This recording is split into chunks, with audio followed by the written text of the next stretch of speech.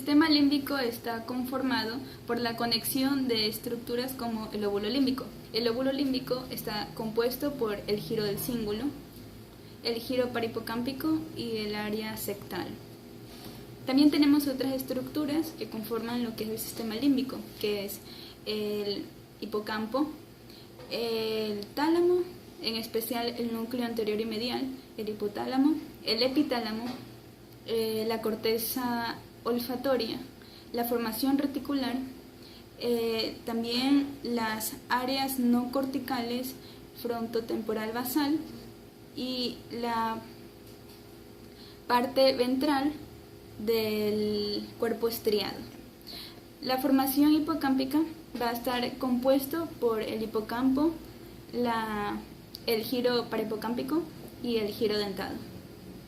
Al hablar de el hipocampo, o también llamado asta Damu, va a tener una cubierta superficial ventricular denominada alveus, que está aquí. Luego tenemos el giro dentado. El giro dentado va a ser la estación principal de impulsos que van a ingresar en lo que es la formación hipocámpica, la formación del hipocampo, y también va a recibir impulsos de diversas áreas de la corteza que va a tener una conexión o conectan con esta mediante la corteza entorrinal. Ya. Luego tenemos el giro parahipocámpico. El giro parahipocámpico va a tener una región denominada subículo. La amígdala produce como función principal lo que es la sensación de miedo, también regula lo que es la conducta sexual y en ocasiones una irritabilidad general y cólera emocional. Ya. Todas estas estructuras que conforman lo que es el sistema límbico cumplen funciones importantes en lo que es la conducta sexual, la conducta emocional, la memoria, también las respuestas homeostáticas, la reacción de lucha y huida y la conservación de las especies. Vamos a hablar de vías aferentes y eferentes. Las vías aferentes se pueden clasificar en 6 grupos. Uno, que es las fibras que salen de la corteza singular, va para unirse con el hipocampo.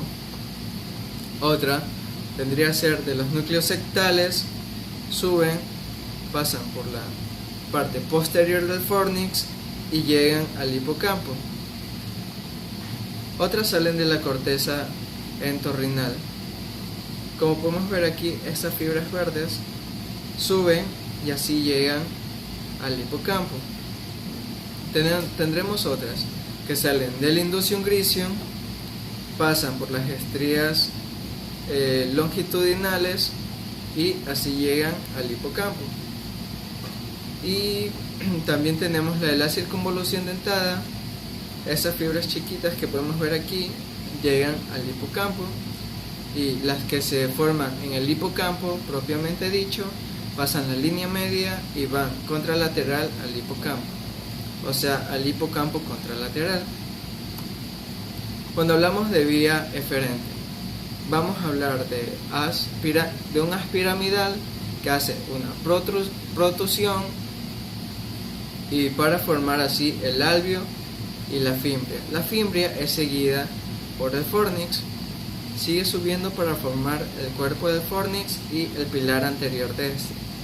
Del fornix van a salir varias fibras, como vamos a ver acá. Esa fibra sale de la zona posterior, va a la zona anterior, cerca de la comisura anterior, y así llega al núcleo mamilar. Vamos a tener otra fibra que igualmente sale de la zona posterior y esta llega a los núcleos sectales, igualmente cerca de la comisura anterior.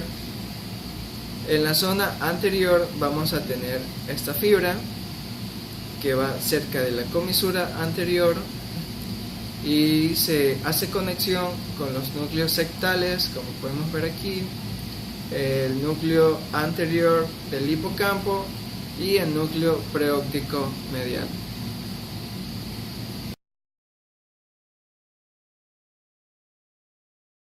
Circuito Papez. El circuito Papez es un circuito cerrado de conexiones, el cual va a tener su inicio y su fin en el hipocampo. Este también sugiere una correlación anatómica, el cual va a dar para la unión entre las actividades cognitivas. También vamos a poder que este va a expresar emociones y experiencias al transcurso del tiempo que hemos vivido, el cual va a interlazar la corteza cerebral con el hipotálamo. Los axones diferentes del hipocampo viajan por el fornix, dando así una sinapsis con las neuronas de los cuerpos mamilares. Dichas neuronas se encargan de enviar proyecciones axonales en el interior del tracto mamilotalámico hacia el tálamo anterior. Ahora les voy a hablar un poco sobre el tálamo anterior, el cual va a enviar proyecciones al giro del cíngulo, que posee un haz de fibras mielinizadas. El cíngulo se curva alrededor del cuerpo calloso hasta alcanzar la circunvolución del hipocampo y formar así el circuito de Papez. Bueno, también les voy a poder explicar en una pequeña imagen cómo va a ser el circuito de Papez.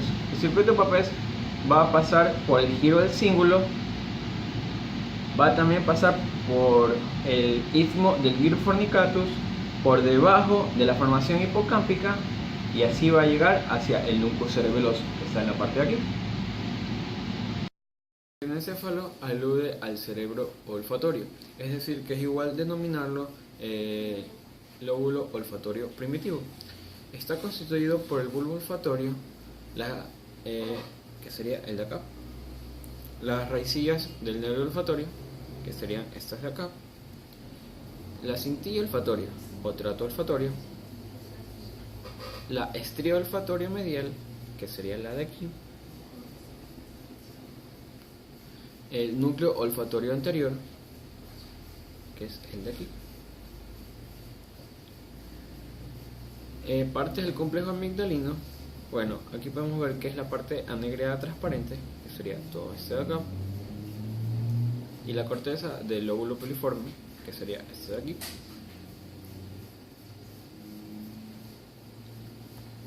La corteza olfatoria tiene conexiones con el tálamo, el núcleo amigdaloide, la formación hipocámpica y los cortes insular y frontal de este. Por lo tanto, la función de este, ¿cuál va a ser?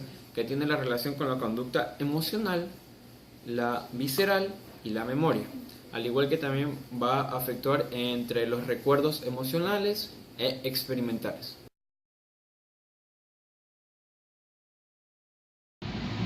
Caso clínico. En nuestro caso clínico se presenta a una mujer de 58 años de edad que tiene convulsiones parciales, síntomas psiquiátricos como alucinaciones auditivas, alucinaciones visuales, cambios conductuales y también déficit en la memoria reciente. Aparte presenta también crisis faciobraquiales distónicas en el hemicuerpo derecho. La encefalitis límbica autoinmune es una enfermedad que afecta al sistema nervioso central principalmente, al sistema límbico. Esta enfermedad se caracteriza por presentar trastornos en el sueño, déficit en la memoria reciente y también problemas en la conducta de la persona.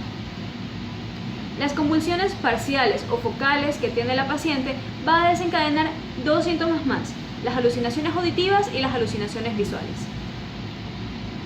Con convulsiones focales o parciales nos referimos a que solamente un área del encéfalo presenta estas convulsiones. En el caso de la paciente, las convulsiones en el lóbulo temporal son las que provocan las alucinaciones visuales y las alucinaciones en el lóbulo occipital provocan las alucinaciones visuales. Sin embargo, las convulsiones en el lóbulo temporal también podrían estar provocando las alucinaciones visuales aparte de las auditivas, ya que por el lóbulo temporal va a pasar el asa de Meyer, que se dirige o que es en sí parte de la vía óptica. Las alucinaciones visuales que presenta la paciente son simples, es decir, esta paciente ve fotopsias, ve destellos de luz, ve puntos, ve cuadros, etc. Mientras que mientras que en las alucinaciones visuales complejas la paciente ya estaría viendo a una persona, un animal o alguien que la quiere agredir. Nos referimos a alucinaciones auditivas cuando la persona escucha voces o ruidos que realmente no están ahí. Los cambios en la conducta de la paciente se deben a un daño en la amígdala cerebral, ya que ésta controla conducta y emociones también.